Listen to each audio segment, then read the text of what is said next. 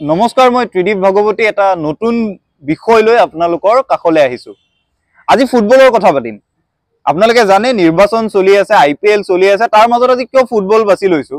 এইভাবে বাছি লৈছো, এই যিগৰাকী ব্যক্তিৰ কথা আজি পাতিম, যাৰ জন্ম হৈছিল নাগালেণ্ডত, আমাৰ চুবুৰীয়া নাগালেণ্ডত, আৰু যাৰ বিষয়ে মই ভাৰতৰ মেইন ষ্ট্ৰীম পৃথিৱীখনক বাদ দিলো, তথাকথিত মূলসুঁতিৰ ভাৰতক বাদ দিলো, উত্তৰ পূবৰ মানুহে আমি কমকে কথা পাতো। কিন্তু এই মানুহজনে এনেকুৱা কিছুমান কাম কৰিছিল ফুটবল জগতত, ফুটবলৰ দুভৰিৰ যাদুৰে, যে তেওঁৰ কথা আমি আচলতে প্ৰায়ে পাতিব লাগে, তেওঁৰ কথা আমি সদায় পাতিব লাগে। কিন্তু আমাৰ এই দুৰ্ভাগ্য, এই ব্যক্তিগৰাকীৰ কথা আমি খুব কমকে পাতো। আমি বহুতেই নেজানো যে ভাৰতে যেতিয়া প্ৰথমবাৰলৈকে অলিম্পিকত ফুটবল খেলিছিল, নেতৃত্ব দিয়া মানুহজন আছিল এই মানুহজন, উত্তৰ পূবৰ মানুহজন। তেওঁ আছিল ভাৰতীয় দলটোৰ কেপ্টেইন। আৰু আমি যে ডাঙৰ ডাঙৰকে ইংলিছ প্ৰিমিয়াৰ লীগ চাওঁ, ৰাতি ৰাতি ইংলেণ্ডৰ এই ডাঙৰ খেলবোৰ চাওঁ, তাৰ এটা আগশাৰীৰ ক্লাব আৰ্চেনালৰ অফাৰ লাভ কৰা এই ব্যক্তিগৰাকী আছিল উত্তৰ পূবৰ। আৰু তেওঁৰ কথাই আজি আলোচনা কৰিম। এই ব্যক্তিগৰাকীৰ জীৱনৰ ওপৰতেই আমি আজিৰ ভিডিঅ'টোত আপোনালোকৰ সৈতে কথা পাতিম। ব্যক্তিগৰাকীৰ জন্ম হৈছিল নাগালেণ্ডত, নাগালেণ্ডৰ চাংকি নামৰ এখন গাঁৱত 1918 চনত এই ব্যক্তিগৰাকীৰ জন্ম। তাৰপাছত নাগালেণ্ডত জন্ম হোৱা ব্যক্তিগৰাকী এটা ডাঙৰ পৰিয়ালৰ এগৰাকী সদস্য আছিল, 12জনীয়া পৰিয়ালৰ এজন সন্তান আছিল। সৰুৰে পৰা খেলা ধূলাত ৰাপ আছিল, লং জাম্প খেলিছিল। লং জাম্পত তেখেতৰ যি পাৰদৰ্শিতা, এই পাৰদৰ্শিতাই গাঁৱৰ মানুহক বিমুগ্ধ কৰিছিল। তাৰ পাছত এই মানুহজনে যোৰহাট মিছন স্কুললৈ পঢ়িবলৈ আহে। এতিয়া অসম কানেকশ্যন বিলাক আৰম্ভ হ'ব। যোৰহাটৰ মিছন স্কুললৈ তেওঁ পঢ়িবলৈ আহিল। যোৰহাটৰ মিছন স্কুলৰ পৰা তেওঁ কটন কলেজলৈ পঢ়িব আহে। কটন কলেজত তেওঁ ফিজিক্সত BSc পঢ়ে। আৰু তাৰ পাছত কটনলৈ তেওঁ যেতিয়া আহে, তেতিয়াৰ পৰা এই ব্যক্তিগৰাকীয়ে ফুটবলৰ পৃথিৱীখনৰ সৈতে, পেছাদাৰী ফুটবলৰ পৃথিৱীখনৰ সৈতে তেওঁৰ সম্পৰ্ক স্থাপন হয়। সেই সময়ত গুৱাহাটীৰ এটা জনপ্ৰিয় ক্লাব আছিল মহাৰাণা ক্লাব। মহাৰাণা ক্লাবত যেতিয়া এই ব্যক্তিগৰাকী সংলগ্ন হ'ল, মানে এই ব্যক্তিগৰাকীয়ে মহাৰাণা ক্লাবৰ হৈ খেলিবলৈ আৰম্ভ কৰিলে, প্ৰথমতে তেওঁ আছিল ষ্ট্ৰাইকাৰ, মানে ষ্ট্ৰাইকিং পজিশ্যনত যথেষ্ট আগত তেওঁ খেলিছিল। তাৰ পাছত তেওঁ ডিফেণ্ডাৰ হ'ল। মহাৰাণা ক্লাবত তেওঁ প্ৰথমবাৰৰ বাবে ডিফেন্সত খেলিবলৈ আৰম্ভ কৰিলে। এই ব্যক্তিগৰাকীৰ খেল দেখি সেই সময়ত মানুহ ইমান বেছি বিমুগ্ধ হৈছিল যে এওঁ যেতিয়া খেলিছিল, মানুহে চাবলৈ একেবাৰে জুম বান্ধিছিলগৈ। তাৰ পাছত তেওঁৰ প্ৰতিভা অসমত যেতিয়া, গুৱাহাটীত যেতিয়া তেওঁৰ প্ৰতিভা বিকশিত হ'ল, কলিকতাত তেওঁ খেলাৰ সুযোগ পালে। 1943 চনত এই ব্যক্তিগৰাকী মোহন বাগানৰ কথা আপোনালোক আটাইয়ে জানে। কলিকতাৰ বিশাল ক্লাব এটা, ডাঙৰ ক্লাব এটা, মোহন বাগানৰ হৈ তেওঁ খেলিবলৈ সুযোগ পালে। মোহন বাগানত এই ব্যক্তিগৰাকীৰ খেল চাবলৈ মানুহৰ জুম হ'ল। মানুহে ৰৈ থাকে কেতিয়া এই ব্যক্তিগৰাকীয়ে খেলিব, নাগালেণ্ডৰ আমাৰ চুবুৰীয়া মানুহজনে খেলিব, তাক লৈ মানুহৰ উৎকণ্ঠা বাঢ়িল।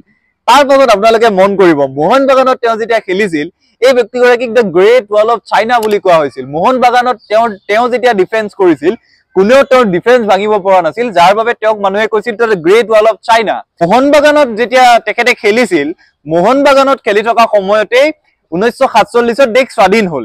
1947ত দেশ স্বাধীন হোৱাৰ পাছত 1948ত ভাৰতে প্ৰথমবাৰৰ বাবে স্বাধীন ভাৰতে অলিম্পিক খেলিবলৈ আগবাঢ়িলে। সেই সময়ত অলিম্পিক হৈছিল লণ্ডনত। এতিয়া আপোনালোকে মন কৰিব, তেওঁ যে কেৱল ভাৰতৰ ফুটবল দলটোৰে কেপ্টেইন আছিল তেনে নহয়। 1948ত ভাৰতে অলিম্পিকলৈ যিটো সামগ্ৰিকভাৱে খেলুৱৈৰ দল পঠিয়াইছিল, সেই দলটোৰ নেতৃত্ব দিছিল এই ব্যক্তিগৰাকী, আমাৰ উত্তৰ পূবৰ ব্যক্তিগৰাকীয়ে, যিগৰাকী ব্যক্তি আছিল প্ৰাক্তন কটনিয়ান। এই ব্যক্তিগৰাকী নেতৃত্ব দিছিল। আৰু তেখেতৰ নেতৃত্বতেই 1948ত ভাৰতৰ দলটোৱে অলিম্পিক খেলিবলৈ গৈছিল। ব্যক্তিগৰাকী আছিল তালিমেৰে নাও। আৰু তালিমেৰে নাও, মই জানো আপোনালোকে ইতিমধ্যে গমেই পাইছে মই তালিমেৰে নাৱৰ কথা আজি পাতিম। তালিমেৰে নাৱৰ কথাই আজি পাতিব বিচাৰিছো। 1948ত ভাৰতে অলিম্পিকলৈ গ'ল। 1948ত যেতিয়া ভাৰতৰ বাহিৰে বাকী দেশবোৰে ফুটবল খেলিবলৈ আহিছিল, সকলোৱে বুট জোতা পিন্ধিছে, বুট জোতা পিন্ধি ফুটবল খেলিছে, একেবাৰে আধুনিকভাৱে তেওঁলোকে ফুটবল খেলিবলৈ গৈছিল। কিন্তু ভাৰতীয় দলটো ইমান বেছি তেওঁলোকৰ সেই সময়ত অৰ্থৰ অভাৱ আছিল যে তেওঁলোকে ফুটবল বুট পিন্ধি নহয়, খালী ভৰিৰে খেলিছিল। এবাৰ তালিমেৰে নাওক সুধিছিল যে আপোনালোকেতো খালী ভৰিৰে ফুটবল খেলিছে, তেতিয়া তেওঁ এটা উত্তৰ দিছিল, যিটো উত্তৰ বৰ ভাল লগা আৰু আপোনালোকে মন দিবলগীয়া। তেতিয়া তেওঁ ক'লে যে বাকীবোৰে বুট বল খেলে, মানে বুট পিন্ধি বল খেলে, আমি কিন্তু ফুটেৰে খেলো, ফুটবল খেলো। গতিকে তাৰ পাছত ভাৰতে অলিম্পিক খেলিলে। অলিম্পিকৰ প্ৰথম খেলখনত ভাৰত হাৰিল, 2-1ত ফ্ৰান্সৰ সৈতে পৰাজিত হ'ল। কিন্তু সেই খেলখনত ভাৰতীয় দলটোৱে ইমান ভাল প্ৰদৰ্শন কৰিছিল যে ভাৰতৰ দলটোৰ খেল দেখি সকলো বিমুগ্ধ হৈছিল। 1948ত যেতিয়া তালিমেৰে নাৱে অলিম্পিকত ভাৰতক নেতৃত্ব দিলে, সেই সময়ছোৱাতেই তেখেতৰ জনপ্ৰিয়তা আৰু বৃদ্ধি পালে 1950 51 52 এই সময়খিনি তালিমেৰে নাৱৰ জনপ্ৰিয়তাই শিখৰ চুলেগৈ তাৰ পাছত ভাৰতীয় দলটোৱে নেদাৰলেণ্ডছৰ সৈতে কেইখনমান প্ৰদৰ্শনী খেল খেলিলে ইংলেণ্ডলৈ গ'ল ইংলেণ্ডৰ ৱেলছৰ সৈতে ৱেলছ আপোনালোকে জানে গাৰেথ বেল ৱেলছৰ দলটোৰ সৈতে তেওঁলোকে কেইখনমান প্ৰদৰ্শনী মেচ খেলিলে এই মেচবোৰত তালিমেৰে নাৱৰ প্ৰদৰ্শন দেখি সেই সময়ত ইংলেণ্ডৰ যিগৰাকী ৰাণী ইংলেণ্ডৰ কুইন আৰু প্ৰিন্স মাৰ্গাৰেটে সেই সময়ত তালিমেৰে নাৱক এবাৰ ডিনাৰ কৰিবলৈ ৰাণীৰ ঘৰলৈ মাতিলে কিমান ডাঙৰ কথা ভাবকচোন আমাৰ উত্তৰ পূবৰ মানুহ এজনে 1950ত আমাক ফুটবলত নেতৃত্ব দিছে কটনত পঢ়িছিল যোৰহাট মিছন স্কুলত পঢ়িছিল অসমত শিক্ষা গ্ৰহণ কৰিছিল তেওঁক ইংলেণ্ডৰ ৰাণীৰ ঘৰলৈ মাতিছে এই কাহিনীবোৰ আজিলৈকে আমি ভালকে পতাই নাই ইংলেণ্ডৰ ৰাণীৰ ঘৰলৈ যেতিয়া তালিমেৰে নাও গ'ল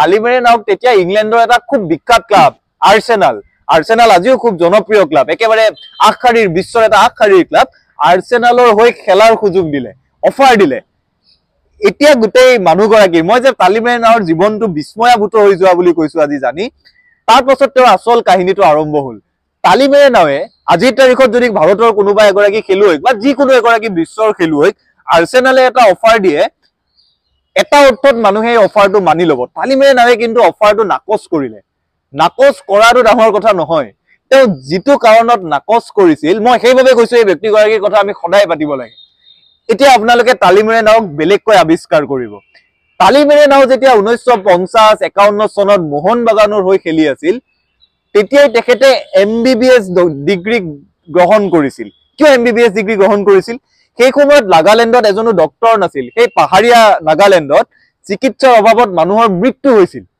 তালিমেৰে নাও যেহেতু নাগালেণ্ডত ডাঙৰ হৈছিল তেওঁ সদায় এটা কথা মনত পুহি ৰাখিছিল যে মই এদিন ঘূৰি আহি মানুহক চিকিৎসা সেৱাত সহায় কৰিম সমাজ সেৱা কৰিম আৰু তাৰ বাবে 1950 চনত যেতিয়া তেওঁ আৰ্সেনালৰ অফাৰ পাইছিল জীৱনৰ ফুটবল কেৰিয়াৰৰ আটাইতকৈ ভাল সময়ত আছিল তেতিয়াই তেওঁ ফুটবলৰ পৰা অৱসৰ লোৱাৰ সিদ্ধান্ত গ্ৰহণ কৰিছিল কিয় কাৰণ তেওঁৰ MBBS ডিগ্ৰীটো ইতিমধ্যে শেষ হৈছিল তেওঁ ঘূৰি আহি মানুহৰ চিকিৎসা কৰিব লাগে ভাবকচোন কিমান মানুহ এগৰাকী বিৰল আৰু মহান হলে এইদৰে এটা ডাঙৰ ক্লাবৰ অফাৰ নাকচ কৰি চিকিৎসা কৰিবলৈ ঘূৰি আহিব তাৰ পাছত তালিমেৰে নাও হৈ পৰিছিল ডক্টৰ তালিমেৰে নাও কোহিমাৰ গভৰ্ণমেণ্ট হস্পিটেলত তেখেতে মেডিকেল সুপাৰিনটেণ্ডেণ্ট হিচাপে কাম কৰিলে লাহে লাহে নাগালেণ্ড স্বাধীন হ'ল 1963 চনত যেতিয়া নাগালেণ্ড স্বাধীন হ'ল তেতিয়া তেওঁ স্বাধীন নাগালেণ্ডৰ ডাইৰেক্টৰেট অফ হেল্থত কাম কৰিলে চেয়াৰপাৰসন হিচাপে এই ব্যক্তিগৰাকীৰ যিটো জীৱন কাহিনী মানুহে জীৱনত ফুটবল খেলি আটাইতকৈ ভাল লগা সময়খিনিত জানো ফুটবল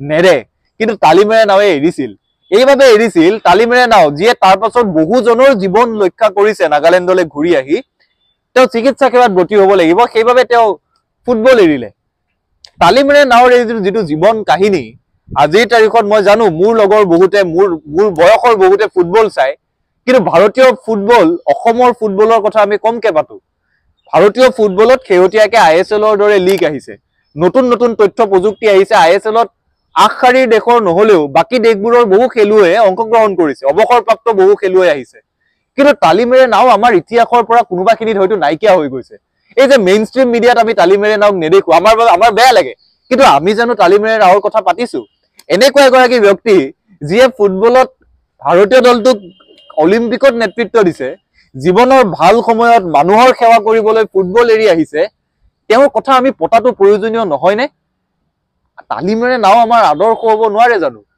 এগৰাকী ব্যক্তি যিগৰাকী ব্যক্তিয়ে সেই সময়তে জীৱনৰ আটাইতকৈ ভাল লগা সময়খিনিত ইমান উচ্চতাৰ শিখৰলৈ গ'ল তাৰ পাছত তেওঁৰ মৃত্যুৰ পাছত আমি তেওঁৰ কথা পতা বাদ দিলো বিশ্বৰ আন ঠাইত যদি তালিমেৰে নাওৰ দৰে এনেকুৱা এটা জীৱন কাহিনী থাকিলেহেঁতেন তেওঁৰ ওপৰত চিনেমা নিৰ্মাণ হ'লহেঁতেন এগৰাকী ফুটবলাৰে কিদৰে জীৱনৰ ভাল সময়ত ফুটবল এৰি আহি চিকিৎসাত ব্ৰতী হৈছে এই কাহিনী মানুহে চালেহেঁতেন শুনিলেহেঁতেন পঢ়িলেহেঁতেন চিনেমা হলত চালেহেঁতেন কিন্তু আমাৰ চাগে দুৰ্ভাগ্য যে আমি তালিমেৰে নাওক ভালকৈ জীয়াই ৰাখিব নোৱাৰিলো তালিমেৰে নাওৰ নামত তেখেতে পঢ়ি যোৱা কলেজখনত কটন কলেজত এখন ইনডোৰ ষ্টেডিয়াম আছে আমাৰ ইনডোৰ ষ্টেডিয়ামখনৰ নাম তালিমেৰে নাও ইনডোৰ ষ্টেডিয়াম কিন্তু তালিমেৰে নাওক অসমৰ মানুহে উত্তৰ পূবৰ মানুহে আৰু বেছি মনত কৰাৰ সময় অহা নাই নে তেখেতক আমি আৰু বেছি মনত পেলাব নালাগে নে ভাৰতে যেতিয়া ফুটবল বিশ্বকাপলৈ যোৱাৰ বাবে মন বান্ধিছে ভাৰতীয় খেলুৱৈসকলে যেনেকৈ আজিৰ তাৰিখত ভাল খেলিবলৈ আৰম্ভ কৰিছে,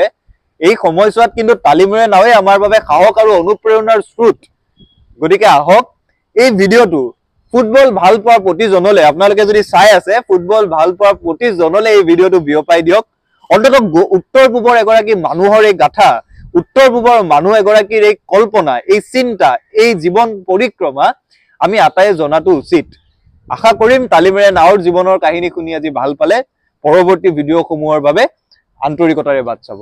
ধন্যবাদ।